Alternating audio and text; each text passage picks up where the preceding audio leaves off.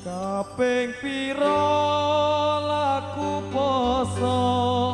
bola bali nemu foto halal bihalal pengajian kanggo apa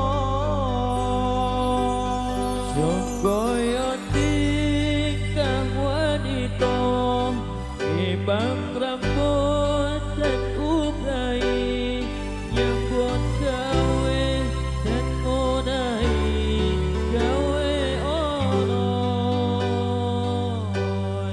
jare derek Gusti Allah Maha Suci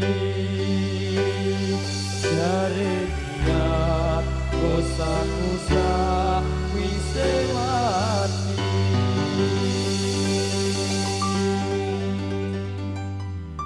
urip iku urup-urup Urip iku gratisan usaha ikhtiaran derek toat ing pangeran kewajiban wong kang iman kang temenan urip iku bisa salah tiap dina gawe nikah sepurane Gusti Allah den jawiske wong